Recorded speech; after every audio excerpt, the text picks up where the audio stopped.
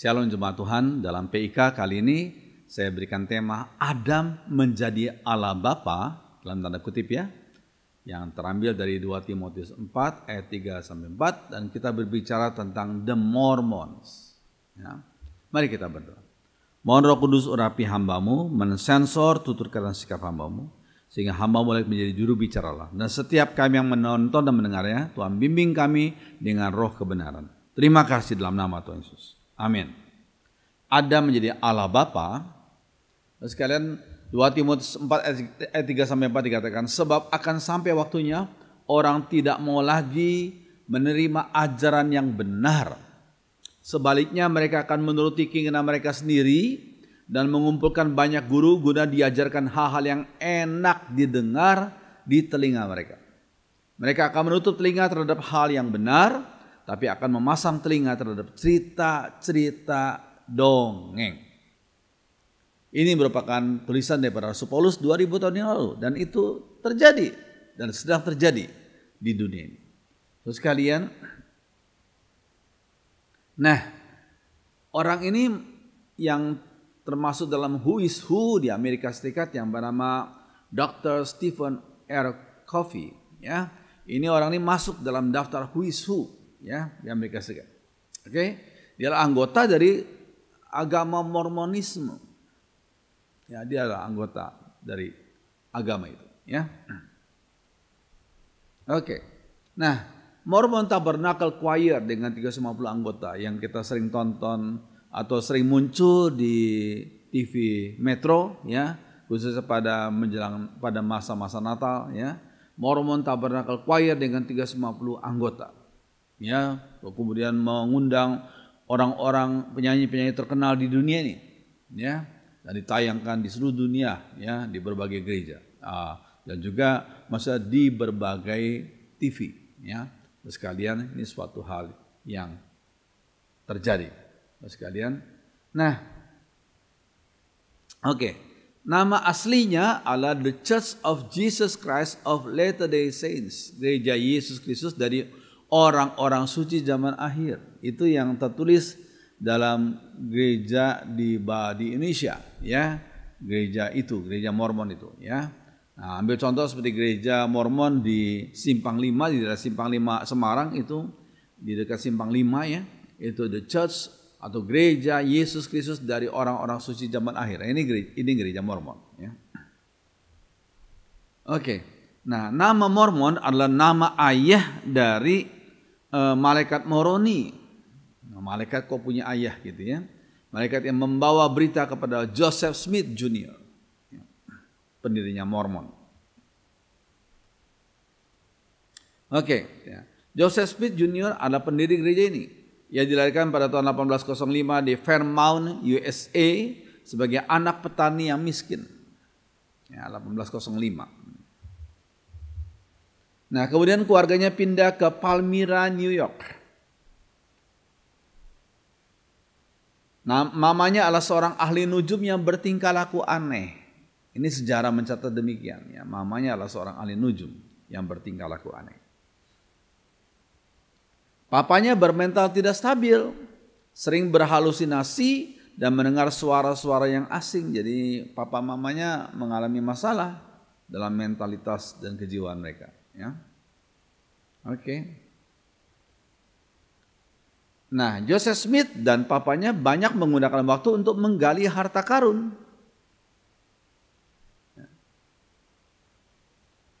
Pendidikan Smith sangat kurang. Ia baru belajar membaca dan menulis pada waktu sudah dewasa. Tahun 1820-an dikenal sebagai tahun-tahun kehebohan dalam bidang agama, yaitu ya, silakan mempelajari sejarah, maka tahun 1820-an dikenal sebagai tahun-tahun kehebohan dalam bidang agama.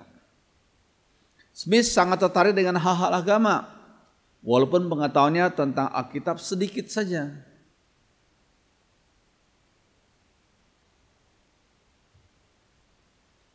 Oke.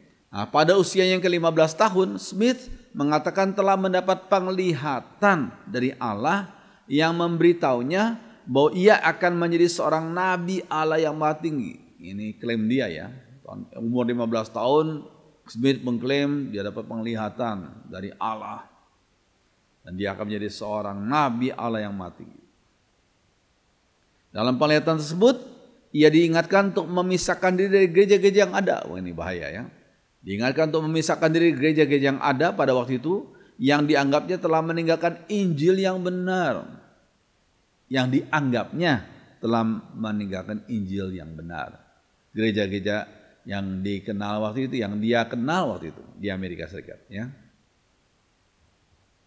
Dikatakan juga bahwa Smith akan mengajarkan Injil dan membangun gereja yang sesungguhnya. Gereja yang sesungguhnya, ini diklaim oleh dia ya. Nah, tanggapan. Ingat ya, Yakobus 3 ayat 1. Saudara, janganlah banyak-banyak dari antaramu yang mau menjadi guru. Kalian tahu bahwa kita yang menjadi guru akan diadili dengan lebih keras daripada orang lain. Sekalian ini penting sekali. Sekali lagi, janganlah banyak-banyak dari antaramu yang mau menjadi guru. Kalian tahu bahwa kita yang menjadi guru akan diadili dengan lebih keras daripada orang lain. Ya. Nah, sebelum mengajar, setiap guru harus banyak belajar lebih dahulu dengan benar dan dengan baik. Gitu. Sebelum mengajar harus belajar yang lebih banyak. Ya, terus-menerus belajar. Agar kita yang jadi guru itu menjadi guru yang berkenan di hati Tuhan, yang efektif dan mengajar dengan benar dan mengajar dengan baik. Ya. Oke, Joseph Smith sangat dipengaruhi oleh seorang bernama Sidney Rigdon, mantan anggota gereja Baptis, lalu menjadi pendeta dari Church of Christ. Oke. Nah, Rigdon berangan-angan untuk menjadi terkenal dan kaya dengan mendirikan suatu agama baru. Ya, sekarang Rigdon berangan-angan untuk menjadi terkenal dan kaya dengan mendirikan suatu agama baru. Nah, tanggapannya itu 1 ayat 15. Segala sesuatu adalah suci bagi orang-orang yang suci. Tapi bagi orang-orang pikirannya kotor dan yang tidak beriman, tidak ada sesuatu pun yang suci. Sebab pikiran dan hati nurani mereka sudah kotor. Itu dalam terjemahan sehari-hari dari Titus 1 ayat 15. Banyak bidang kehidupan sebenarnya netral. Tergantung the man behind the gun. Siapa orang di belakangnya itu? Siapa? The man behind the gun. Dan apa motivasinya? Ya. Oke. Nah, kunjungan malaikat Moroni. Menurut pengakuan Smith, bahwa pada tanggal 21 September 1823, pada saat usia Smith 18 tahun, ia telah dikunjungi oleh malaikat Moroni yang memberitahunya akan lempengan-lempengan emas yang dipendam di Bukit Cumorah. Di Bukit Cumorah, dekat Manchester. Letaknya tidak jauh dari tempat tinggal Smith.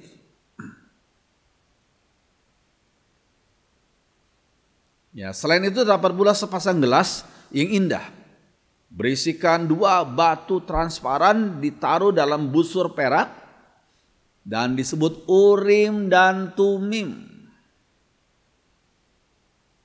Ya, ini benda yang pada waktu perjanjian lama biasa dipakai oleh imam-imam di Bait Allah untuk mencari pimpinan Tuhan, ya, mengetahui pimpinan Tuhan. Ya. Kedua batu itu dibutuhkan untuk dapat mengetahui apa yang tertulis di atas lempengan emas tersebut.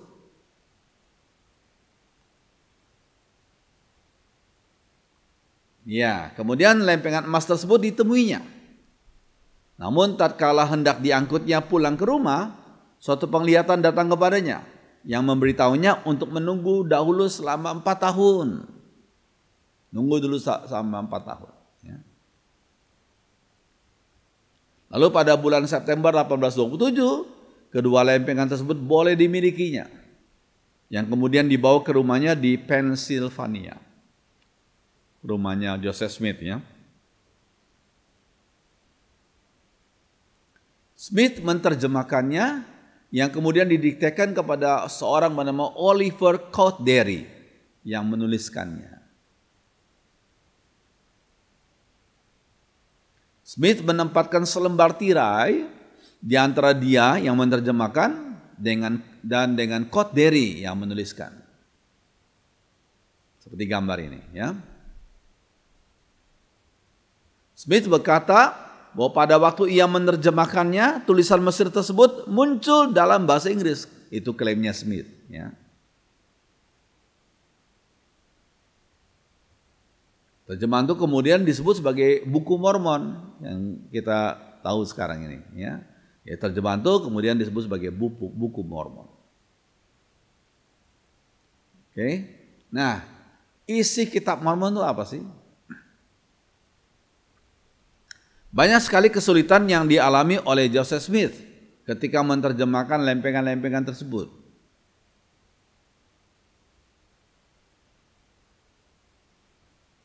Misalnya Martin Harris, petani yang menanggung semua ongkos penerbitan terjemahan tersebut, pernah dengan sengaja menghilangkan 116 halaman. Hal tersebut dilakukan Harris untuk menyelidiki apakah Smith menipu atau tidak.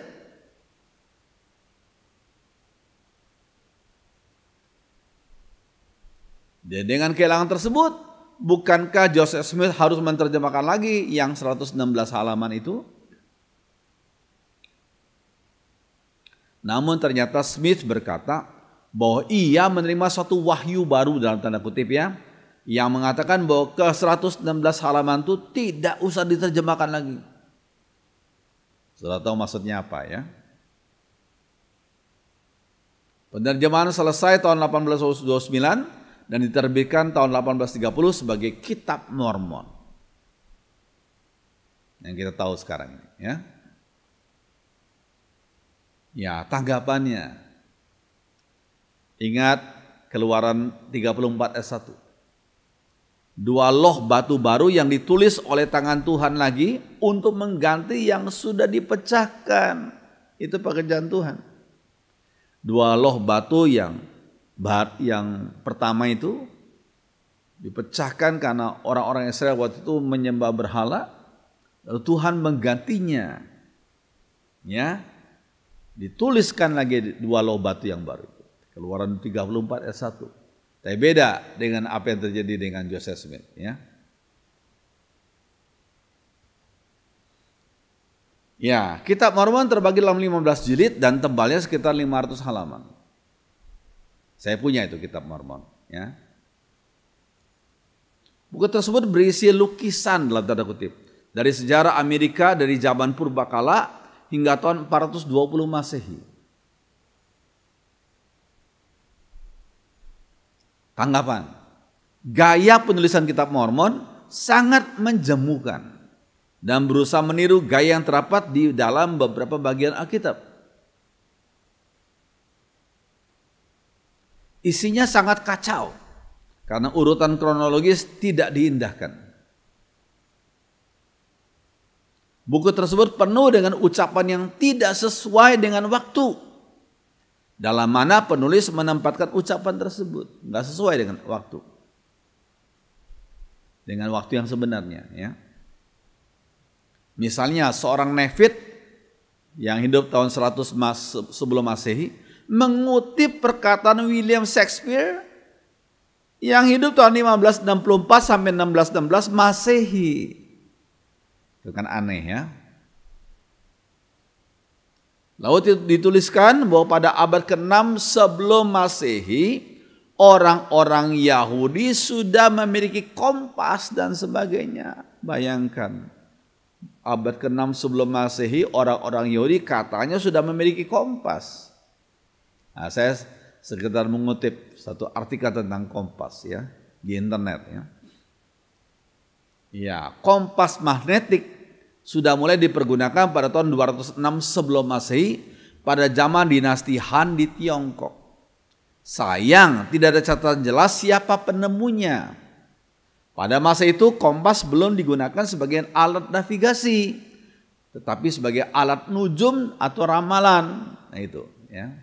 Alat nujum atau ramalan. Baru pada abad ke-9 Masehi, Kompas diketahui digunakan sebagai alat navigasi berdasar catatan dalam buku Lovenhang. Kompas kemudian diperdagangkan oleh pelaut Persia.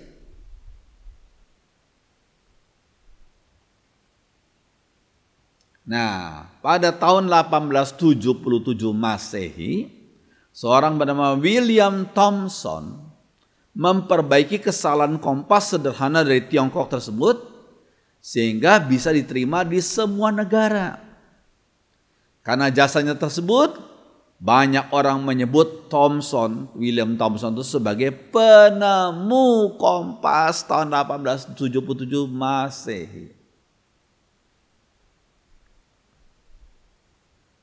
Oke, tanggapan lanjutan.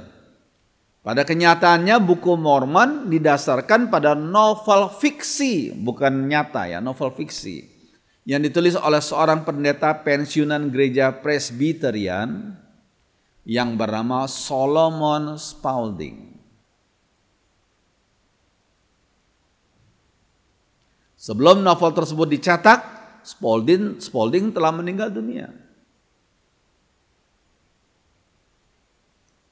Sidney Rigdon, pembantu Joseph Smith, menemukan manuskrip novel tersebut di kantor percetakan dan mengambilnya. Sidney Rigdon, pembantu Joseph Smith. Ya. Lihat Joseph Smith plagiarism. Plagiat itu artinya mencontoh, ya, mengutip yang tidak, yang diklaim ini tulisan saya padahal bukan gitu ya, plagiarisme. Ya. Ini kemudian, nah novel tersebut menceritakan dua kelompok orang yang datang ke Amerika. Novel ya. Grup yang pertama datang dari Menara Babel sekitar tahun 2250 sebelum Masehi. Dan grup yang lainnya dari Yerusalem sekitar tahun 600 sebelum Masehi. Buku itu mengatakan bahwa Kristus menampakkan dirinya di Amerika setelah kebangkitannya untuk mengkhotbahkan Injil yang sama di sana, melembagakan kebaptisan dan perjamuan kudus, lalu mendirikan sebuah gereja pada abad 1 Masehi. Ini American minded ini ya. Ya. Sesuai dengan berkembangnya waktu, satu suku dari orang Amerika kalah dalam peperangan pada tahun 421 Masehi. Sisa dari mereka kalah itu menjadi suku Indian katanya. Ya. Hanya beberapa orang saja yang terluput, di antaranya adalah Nabi Mormon dan Moroni anaknya, yang kemudian menampakkan diri kepada Joseph Smith sebagai malaikat. Sekali lagi ya, jangan lupa dalam Mormonisme manusia kalau meninggal bisa jadi malaikat, bahkan bisa jadi Allah, jadi dewa. Ya. Kedua orang itulah yang menuliskan sejarah tersebut dan menuliskannya di atas lempengan emas yang disembunyikan di Bukit Cumorah di daerah New York pada tahun 420 Masehi.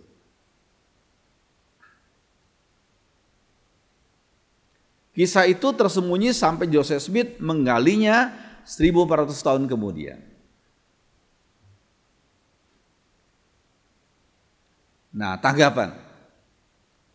Alkitab tidak pernah memberitahukan bahwa manusia Yesus setelah bangkit pergi ke Amerika. Nggak pernah. Pelayanan Tuhan Yesus itu selalu di daerah Israel.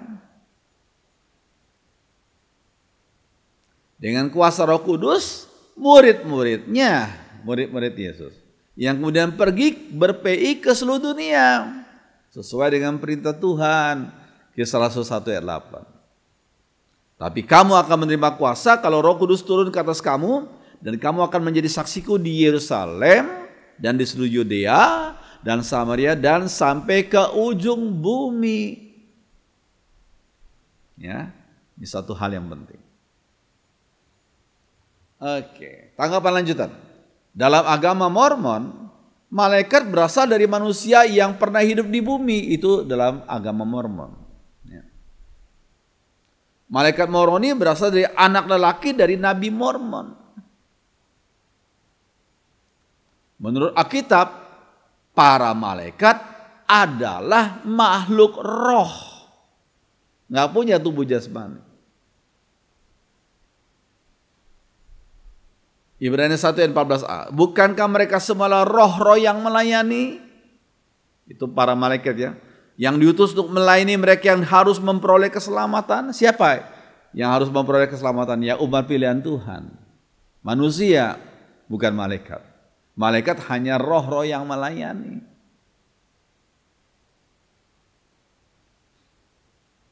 Tanggapan lanjutan. Setelah diselidiki, ternyata buku Mormon mengutip lebih dari 2000 ayat Alkitab versi King James yang dicetak tahun 1611 Masehi.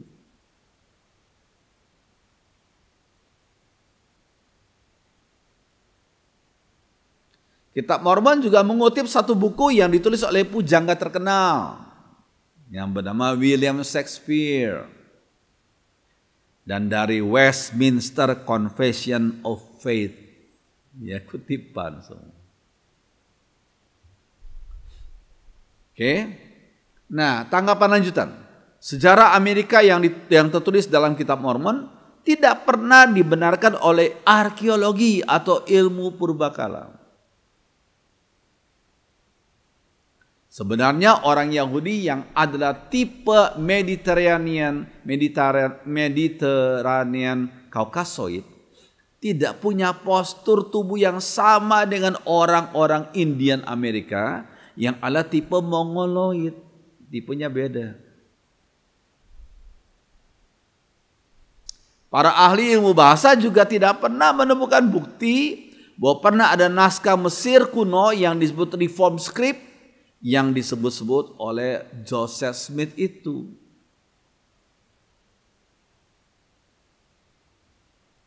Pada tahun 1830, pada usia 25 tahun, Joseph Smith mendirikan gerejanya sendiri di Fayette, New York dengan 30 anggota. Dia mengangkat diri sebagai pemimpin, sebagai nabi, penerjemah, rasul Kristus dan pendatua gerejanya. Waduh, dia borong semua ya. Dia menulis buku-buku lainnya yang dianggapnya sebagai wahyu ilahi dan berotoritas sama dengan Alkitab. Itu klaimnya dia ya. Joseph Smith berpoligami, banyak istri. Mungkin istrinya berjumlah 47 orang. Praktek kehidupan tersebut bertentangan dengan hukum, yaitu hukum Amerika. Ya. Sehingga ia dan para pengikutnya harus berpindah-pindah tempat. Beberapa kali dari New York ke Ohio, lalu ke Missouri. Praktek poligami juga berakibat mereka dianiaya.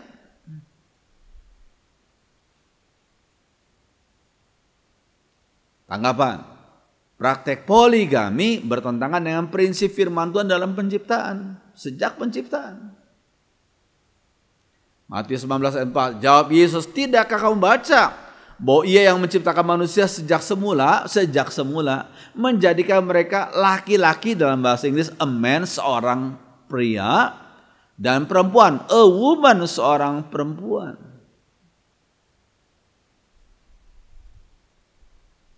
Kemudian mereka melarikan diri ke Illinois dan mendirikan suatu kota bernama Nauvoo. Dari kota Nauvoo itulah dikirim para, dalam tanda kutip ya, missionary Mormon itu.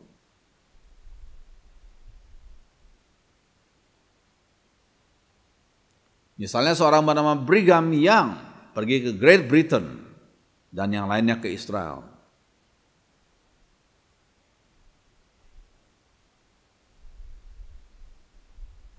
Okay. Gereja Mormon mendorong para anak muda, perempuan atau pria untuk terjun dalam misi. Ya, untuk menarik banyak orang menjadi anggota Gereja Mormon gitu ya.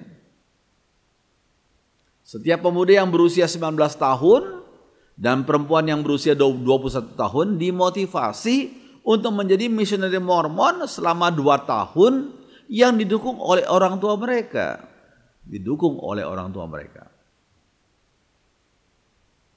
Setiap 2 minggu, sekitar 70-90 anak muda menyerahkan diri menjadi misioneri waktu itu ya.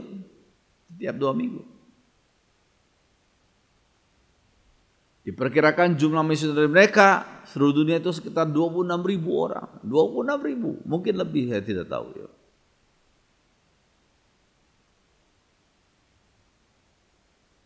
Misioneri Mormon di berbagai negara. Nah, ini kita contoh lihat ya.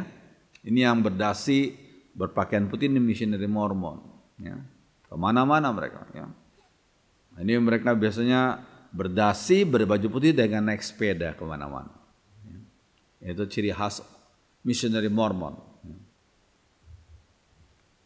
Oke, tanggapan Roma 10 ayat 2. Paulus berkata, sebab aku dapat memberi kesaksian tentang mereka bahwa mereka sungguh-sungguh giat untuk Allah, tetapi tanpa pengertian yang benar. Itu konteksnya adalah orang Yahudi. Dan ini kira-kira kok cocok mirip dengan orang-orang Mormon. Sungguh-sungguh giat untuk Allah menurut pemahaman mereka, tapi tanpa pengertian yang benar. Semangat yang berapi-api harus didasarkan pada pengertian yang benar. Jangan salah mengajarkan orang. Ya. Di Illinois, Joseph Smith menjadi wali kota Nauvoo, yang kemudian ikut mencalonkan diri menjadi presiden Amerika Serikat. Bayangkan, beraninya ya. Penduduk di luar gereja Mormon menjadi iri dan marah terhadap sikap pemerintah setempat yang berpihak kepada golongan Mormon. Namun dari kelompok Mormon sendiri muncul pembelot-pembelot. Di antaranya adalah 3 orang saksi piringan-piringan emas. Mereka mencetak surat kabar yang mengekspos Mormonisme sebagai cerita bohong dan menuduh Smith berambisi politis.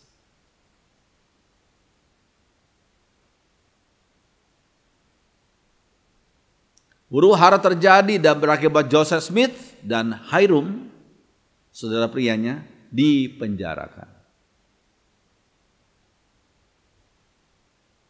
Gerombolan rakyat marah, menyerbu penjara dan menembak kedua orang bersaudara itu meninggal. Tragedi terjadi di Carthage, Illinois pada tahun 1844. Ini pada saat Joseph Smith baru berusia 39 tahun.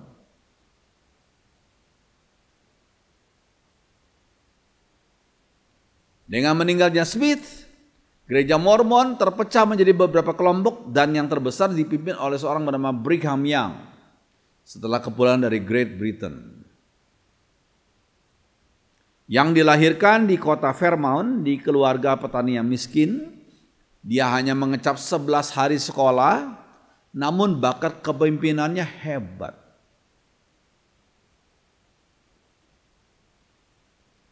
Ia memimpin 70.000 pengikutnya dalam rute perjalanan yang sulit dari Illinois ke tempat yang sekarang disebut Utah, Amerika ya, Utah. Di kota ini ia membangun Salt Lake City, kota yang namanya Salt Lake, yang kemudian menjadi pusat gereja Mormon sampai sekarang, pusat gereja Mormon sedunia ya.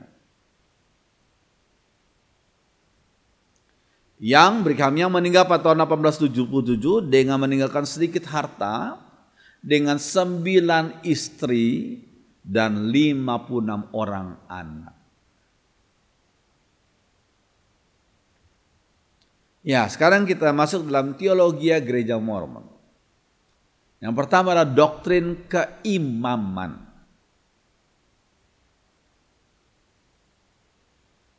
Para pengikut Mormon diajarkan bahwa Joseph Smith dan Oliver Cowdery, orang yang kepadanya Smith mendiktekan 2 lempengan emas itu, menerima imamat Harun dari tangan Yohanes Pembaptis pada tanggal 15 Mei 1829. Itu klaim mereka.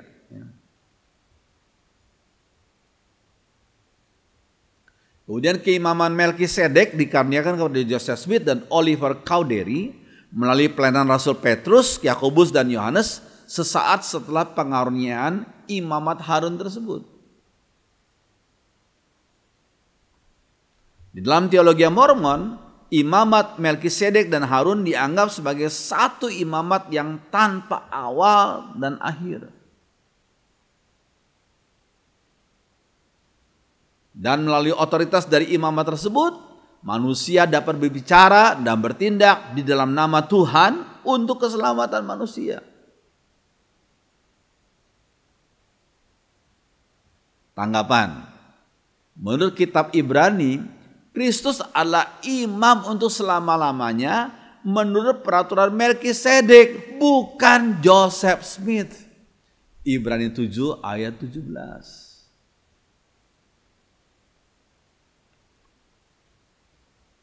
Tidak ada keterangan dimanapun bahwa Melkisedek mempunyai bapak atau ibu atau nenek moyang. Tidak juga ada keterangan tentang kelahirannya atau kematian daripada Melkisedek. Ia sama seperti anak Allah, ialah imam yang abadi. Ibrani 7 ayat 2-3. Ya, Melkisedek lebih tinggi dari Abraham, yang disebut dengan bapak orang beriman. Nenek moyangnya Yakub atau Israel, berarti nenek moyangnya Harun juga. Abraham memberikan 1/10 dari segala sesuatu yang didapatnya dari pertempuran itu kepada Melkisedek. Melkisedek memberkati Abraham. Biasanya posisi orang yang memberkati lebih tinggi daripada orang yang diberkati. Berarti Melkisedek lebih tinggi dari Abraham, yang disebut sebagai bapak orang beriman. Ibrani 7 ayat 4-7. Ibrani 7 ayat 17. Sebab tentang dia diberi kesaksian, engkau adalah imam untuk selama-lamanya. Ini tentang Yesus ya. Menurut peraturan Melkisedek, bukan Harun, bukan imamat dia versi Harun, bukan. Ya. Oke, teologi Mormonisme. Yang kedua, Allah dan manusia. Allah yang berdaging dan bertulang menghasilkan anak melalui hubungan seksual. Bayangkan, ini ajaran yang ngaco ya. Allah sendiri pada waktu lalu sama seperti kita manusia. Lalu ia ditinggikan, dimuliakan, dan ditahtakan di surga. Aneh ini ajaran. Ya. Ketika bapak kita Adam datang ke Taman Eden, ia bertubuh surgawi. Ia membawa Hawa, salah satu dari istri-istrinya. Dia Allah bapa kita dan Allah kita dan Allah satu-satunya yang kepadanya kita harus mengabdi. Kami percaya pada Allah yang plural. Waduh, itu pengakuan imam mereka ya. Kami percaya pada Allah yang plural. Di surga di mana roh-roh itu dilahirkan terdapat banyak Allah. Setiap Allah mempunyai istri atau istri-istri. Ini ajaran itu untuk mendukung poligaminya Joseph Smith itu. Pada waktu dalam keadaan yang sementara, mereka diberikan penembusan. Tanggapan. Menurut Alkitab, Allah ada Allah. Manusia adalah manusia. Allah bisa menjadi manusia di dalam diri Tuhan Yesus. Tetapi ingat, manusia tidak bisa menjadi Allah.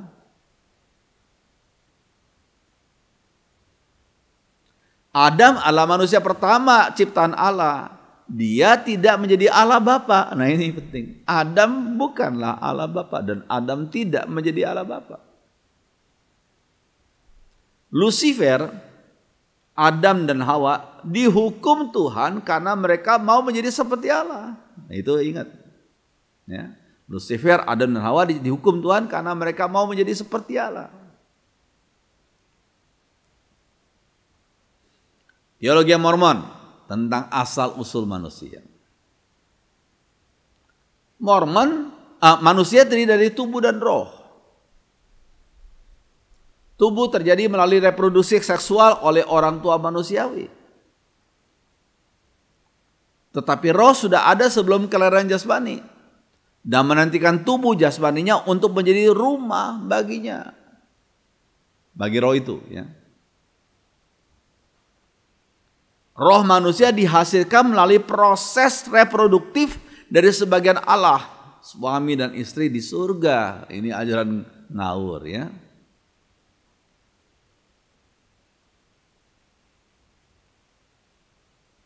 Para Allah menghasilkan roh-roh dan manusia menghasilkan tubuh-tubuh, dan kedua elemen tersebut bersatu pada saat kelahiran seorang bayi.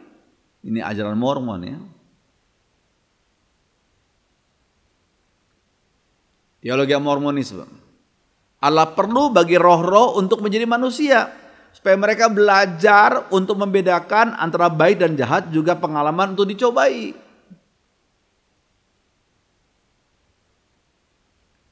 Jadi Allah perlu untuk mengadakan reproduksi seksual manusia guna menyediakan tubuh jasmani bagi roh-roh yang diproduksi di surga. Ini betul-betul ajaran ini aneh, ya.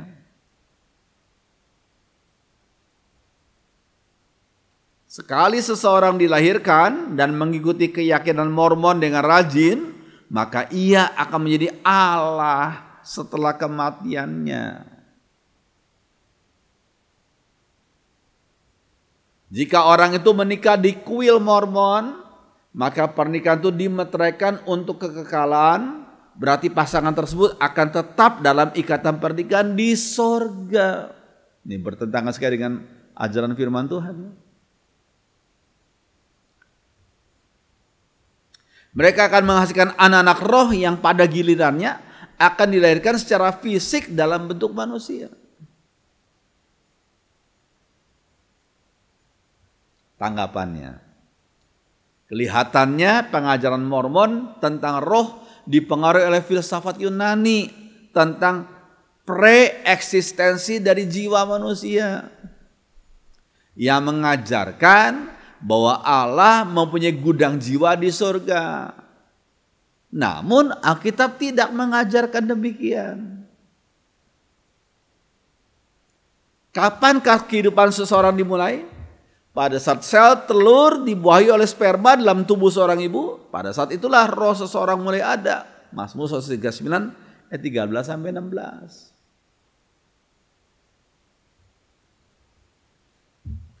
Tanggapan lanjutan. Kehidupan di surga tidak ada kawin mengawinkan, Markus 12 ayat 25. Ajaran Mormon tentang perkawinan para dewa-dewi kemungkinan juga dipengaruhi oleh mitologi Yunani. Dongeng-dongeng Yunani, ya.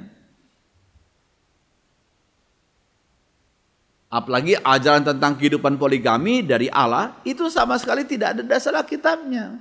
Allah kok berpoligami, aneh sekali. Kemungkinan hal itu diajarkan untuk mendukung kehidupan poligami dari Joseph Smith dan para tokoh Mormon lainnya.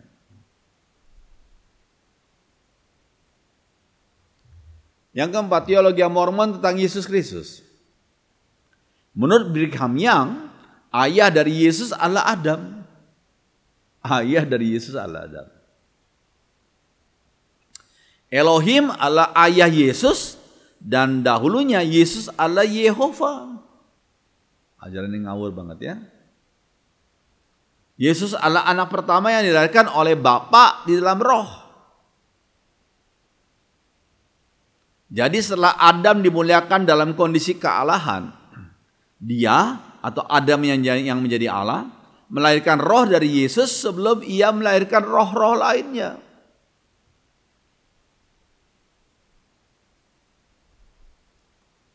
Jadi menurut Mormon, Yesus tidaklah dikandung oleh Roh Kudus, tapi hasil hubungan seksual antara Allah Bapa yang berasal dari Adam yang datang ke bumi dengan Maria. Waduh, ngawur sekali, ya. Yesus juga merupakan satu-satunya anak secara jasmani dari Bapa. Mormon juga mengajarkan bahwa Kristus hidup berpoligami, banyak istri. Yakni menikah dengan Marta dan kedua Maria, yaitu Maria saudara Marta dan Maria Magdalena. Ya, karena yang membuat ajaran ini kan orang yang berpoligami, jadi ya coba membuat dongeng bahwa Yesus juga berpoligami gitu ya.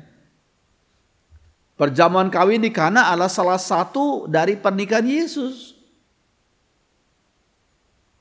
Mereka berargumentasi bahwa jika Kristus tidak menikah, maka dia tidak akan mempunyai seed atau benih sebelum disalibkan.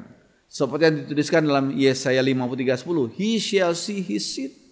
Dia akan melihat keturunannya. Dan orang Mormon menafsirkan keturunannya ya keturunan biologis itu. Tanggapannya, Yesus Kristus adalah Sang Firman Allah yang menjelma jadi manusia. Yohanes 1 ayat 14. Roh Kudus meminjam rahim Maria yang masih perawan untuk mengandung bayi Yesus. Bayi yang namanya Yesus ya. Kejadian bayi Yesus, bayi yang namanya Yesus itu adalah hasil pekerjaan Roh Kudus. Matius 1:20. Bukan hubungan seksual. Hasil pekerjaan Roh Kudus ya. Jadi Allah Bapa tidaklah kawin dengan Maria. Kedatangannya ke dunia ini adalah untuk menyelamatkan umatnya dari dosa. Matius 1:21, bukan untuk menikah. Ajaran tentang pernikahan Yesus adalah tidak benar dan menyesatkan. Ini penting kita harus paham ya. Oke.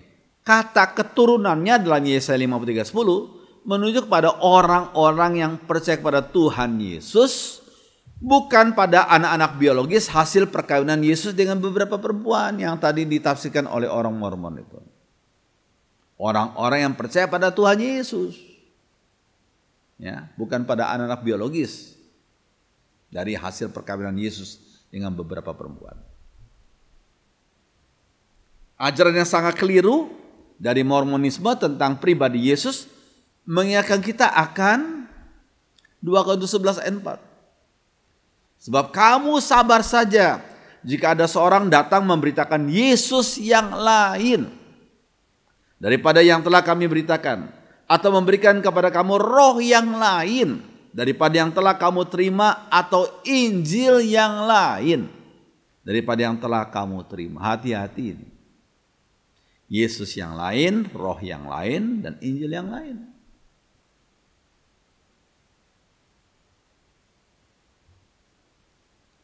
Ajaran Mormonisme tentang Joseph Smith. Smith memegang kunci-kunci di surga, bayangkan. Dan hanya orang yang diperkenannya yang dapat masuk ke surga katanya. Smith adalah tak bercacat dan sempurna. Waduh. Mereka mendewakan Smith ya, Joseph Smith. Dalam hymn mereka yang berjudul Praise to the Man, pujian kepada orang itu, mengatakan bahwa Smith adalah seorang martir yang darahnya menebus manusia. Raja dan para penguasa akan bersujud di hadapan Smith. Praise to the Man. Nah, tanggapan. Tuhan Yesus yang telah bangkit dan tidak mati lagi adalah yang berkuasa atas kerajaan surga, bukan Joseph Smith. Sebab ia datang dari surga ke dunia lalu balik lagi ke surga. Yohanes 16 ayat 28. Yesus juga memegang kunci kerajaan maut. Matius 1 ayat 18. Pujian hanya diberikan kepada Yesus, bukan kepada tokoh agama manapun termasuk Joseph Smith. Karena mereka hanyalah manusia belaka yang sudah mati dan belum dibangkitkan nanti pada hari kiamat.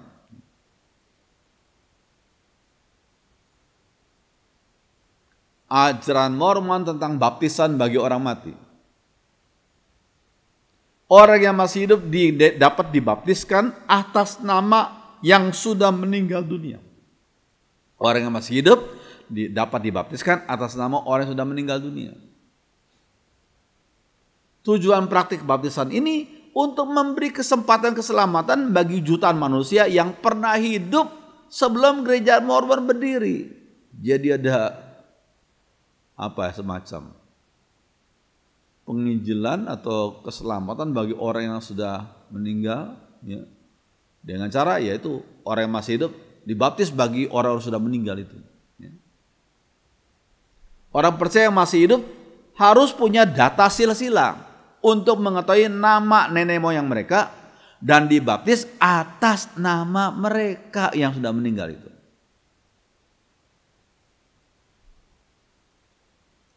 Ada anggota Mormon yang pernah dibaptis sebanyak 5.000 kali, bayangkan.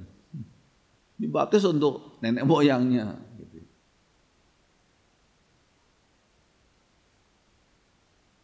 Tanggapan tentang baptisan bagi orang mati. Praktek dari gereja Mormon dalam hal ini tidaklah sesuai dengan prinsip firman. Sebabnya pertama, kesempatan bagi seseorang untuk diselamatkan adalah pada saat ia masih hidup di dunia ini. Selama masih bersatunya roh atau jiwa orang itu yang masih ada di dalam tubuhnya. Jadi yang masih hidup di dunia ini. Tapi kalau sudah mati ya sudah, selesai kesempatan itu. Nggak ada lagi kesempatan untuk diselamatkan, ya. Pada saat orang itu meninggal, rohnya sudah ada di tempat, sudah ada tempatnya. Jika sudah percaya Tuhan Yesus, ia akan bersama dengan Tuhan. Filipi 1 ayat 23. Namun jika belum percaya Tuhan, maka rohnya berada di neraka, di mana rohnya sudah mulai mengalami siksaan. Lihat Lukas 16 ayat 23.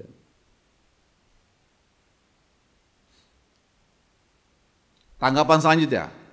Kedua adalah baptisan tidaklah menyelamatkan. Baptisan tidaklah menyelamatkan. Yang menyelamatkan adalah iman seseorang secara pribadi kepada karya Tuhan Yesus Kristus di atas salib. Iman orang itu kepada karya Tuhan Yesus.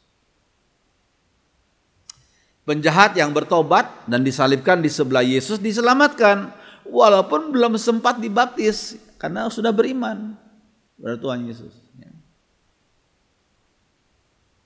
Baptisan adalah tanda dari beberapa makna rohani yang penting, yakni orang yang percaya pada Tuhan dibenarkan dan dikaruniai pengampunan dosa. Kisah Rasul 2 ayat 38. Baptisan sebagai tanda dari kelahiran baru, sebagai awal hidup yang baru, Roma 6 ayat 4. Baptisan juga menjadi kesaksian dan pernyataan di hadapan Allah gerejanya, umat manusia dan setan, bahwa orang itu mulai sejak saat itu bertekad untuk mengiring dan melayani Tuhan. Roma 10. Ya. Saudara sekalian, biarlah ini semua bisa membimbing kita dalam ajaran yang benar, sehingga kita boleh sungguh-sungguh mengenal akan Yesus Kristus, Juru Selamat satu-satunya, ya, bagi manusia yang berdosa.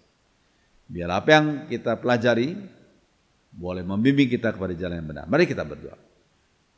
Terima kasih Tuhan untuk kesempatan kami boleh belajar firman. Roh Kudus, Roh kebenaran membimbing setiap kami, sehingga kami boleh berjalan sesuai dengan kebenaran firman yang kekal itu. Kepada teman-teman kami yang disesatkan oleh ajaran keliru ini, Tuhan bimbing mereka kepada jalan benar. Dan pakailah kami yang mendengar ajaran ini, kami boleh membimbing mereka dalam kebenaran firman Tuhan yang kekal dan yang hidup. Terima kasih, terus bimbing kami. Dalam nama Tuhan Yesus. Haleluya. Amin.